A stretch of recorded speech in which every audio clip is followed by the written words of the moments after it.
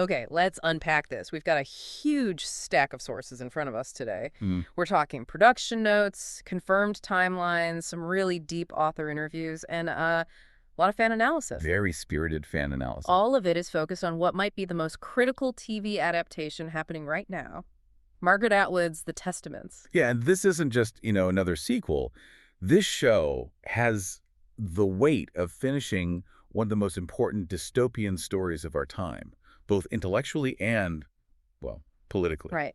So our mission for you today is to really get into the choices and the compromises that were made to bring the beginning of Gilead's end to the screen. A huge undertaking. And since we know everyone wants the big news first, let's just drop it. The series is already filmed. It's in the can. Principal photography wrapped back in August 2025. So you can officially get out your calendars and circle April 2026. That is the confirmed premiere date. It'll be on Hulu in the US and Disney Plus for international viewers. And knowing that filming started way back in April 2025, that gives so much credibility to the statements we're seeing from the showrunner. Totally. So we're basically marrying that fresh production info with those really crucial interviews Atwood gave around 2019, 2020. And those interviews, they're everything. They are the intellectual blueprint for this entire series. This is the definitive guide to what you're going to be watching. So let's start with who's holding the keys to Gilead now? The vision, the creative force. Well, that force is, without a doubt, Bruce Miller. He was the creator of The Handmaid's Tale. And the big sign here, the really telling thing, was his choice to step back from running the final season of the original show. Just to focus on this one. Exactly. He dedicated himself entirely to the Testaments. That tells you this isn't some quick spin-off. It's his main focus now. And he's got Elizabeth Moss right there with him. She's on as an executive producer, which provides that continuity behind the camera. Right. And while we might get a cameo from her character, June, it's not guaranteed. Her influence is really felt behind the scenes, making sure the tone is right. I think the most fascinating thing to come from Miller's statements is this thematic contract he keeps bringing up. He said the new series feels like a, and I'm quoting, completely opposite world from The Handmaid's Tale. Which is such a strong statement. The first show was all about adult women trying to survive, trying to fight their way out. Yeah. This is different. It's about youth and indoctrination within Gilead. A total shift. The Handmaid's Tale was so claustrophobic, right? That feeling of terror, of being under the boot. But this, by focusing on a younger generation characters played by Chase Infinity, Lucy Halliday, Rowan Blanchard, it's more about, I guess, the banality of evil, the system slowly rotting from the inside. And it's designed to be accessible, even if you haven't seen all of the original series, which is a smart TV move. Oh, yeah. But we do know that June is still active off-screen. So her legacy is there. Her legacy, Mayday, all of it, they're like the ghosts haunting the system. But the story itself is firmly planted in Gilead's present. And if we're talking about anchoring the present, we have to talk about the single most important returning star. Ann Dowd. Ann Dowd as Aunt Lydia. She is the bridge. Her casting alone gives this entire thing instant credibility. And what Ann Dowd has said about Lydia's new arc is so illuminating. She describes the character as shifting to be more protective and devoted to the new generation. So not just the antagonist, we all know. Not just punitive, no. It's a much more complex role. So what does that mean? Are they trying to soften her? Or is it more about showing that even a brutal system needs, caretakers to survive? I think it's definitely the latter. She's moving from being this pure ideological enforcer to, a figure of institutional management. She's a bureaucrat. A very dangerous one. She's not just punishing anymore. She's managing the next generation of true believers. That protective instinct makes her far more enduring and maybe more dangerous than the villains we saw before. She is the system. That's the complexity we need for this to work. But to really get Lydia's new role, we have to ask the bigger question. Why did Margaret Atwood even write this book? What was her original intent? Well, her motivation was entirely political and intellectual. She was very clear about this when the book came out. It was not fan service. Her goal wasn't to just continue Offred's story. Right. She was trying to answer a really fundamental question.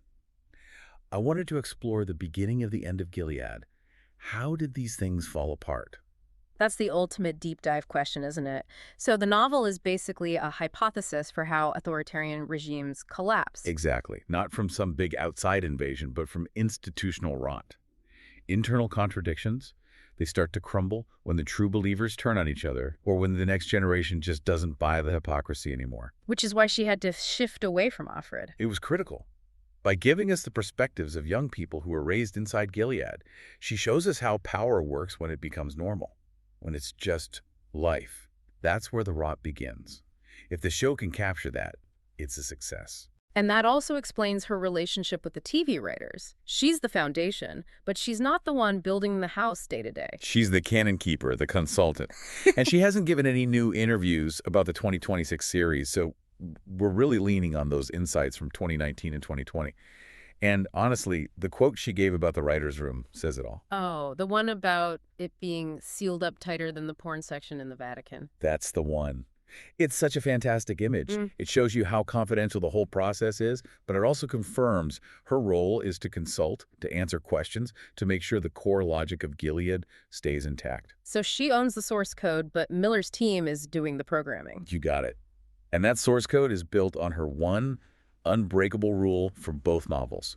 There's nothing in the book that hasn't happened somewhere, sometime in history. That rule is the bedrock. It demands plausibility. Everything has to be grounded in some real historical precedent. Which means the adaptation has to stay faithful to real-world power dynamics, even if they decide to change.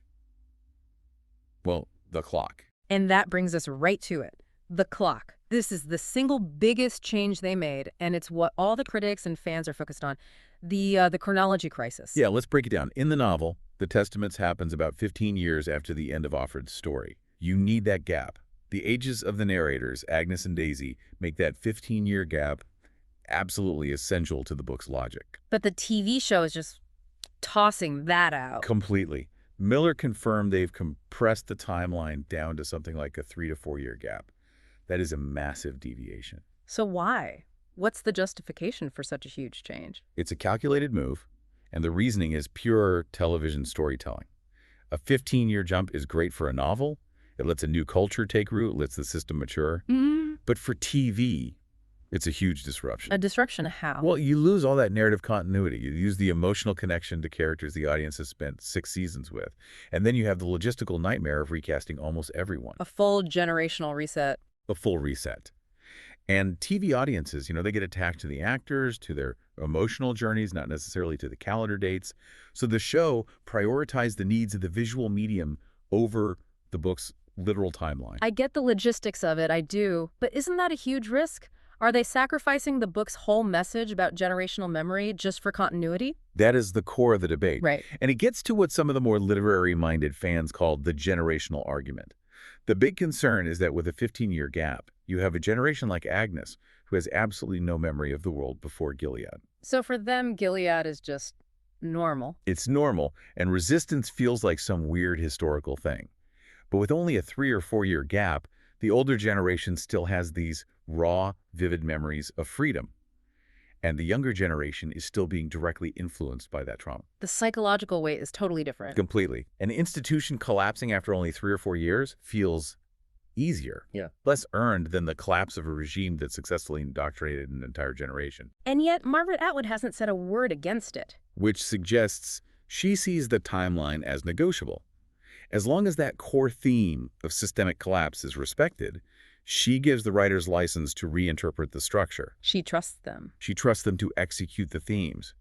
They believe they can show that feeling of institutional rot in a shorter time by focusing on internal dissent, on Aunt Lydia's changing role, instead of just relying on the passage of time. And that's where the fan discourse really comes in. It seems like a consensus has emerged, and it's basically the spirit matters more than the math.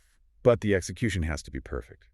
The majority of fans seem to get the practical reasons for the change. They argue the theme of collapse can still work. But the show's credibility, all of it, hinges on that execution. Can they really make us believe Gilead is so fragile, so morally bankrupt after only 3 or 4 years? That's the question. It all comes down to Aunt Lydia's portrayal.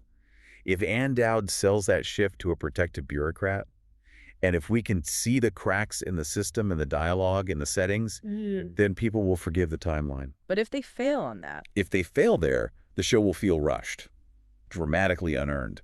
If the regime still looks solid, the 3-year timeline is a failure. But if it looks like a hollowed-out bureaucracy just trying to survive that institutional rot we talked about, then it works. So what does this all mean for you, the viewer, as you're waiting for April 2026? I think the main takeaway here is you're seeing adaptation theory play out in real time. This Testament series is not a literal page-for-page translation.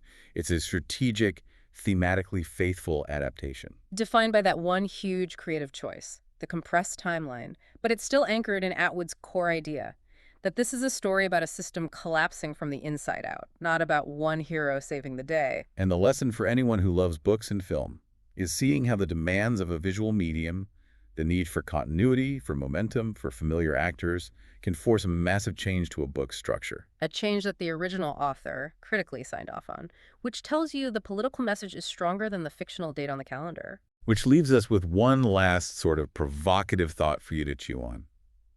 Atwood's principle, her golden rule, is that nothing in Gilead is made up. It's all based on real history. Right. So if the TV show suggests that an authoritarian regime built using these time-tested historical methods can start to critically decay in only 3 or 4 years, what does that imply about the real-world fragility of these systems today? Is that institutional rot actually happening faster than we think? Something for you to mull over as you wait for the premiere, and as you decide for yourself if the spirit really does matter more than the math. Thanks for joining us for this deep dive into the complex intellectual backbone of the Testaments. We'll catch you next time. Subscribe to the Timeless Tales podcast. Your stories, your time.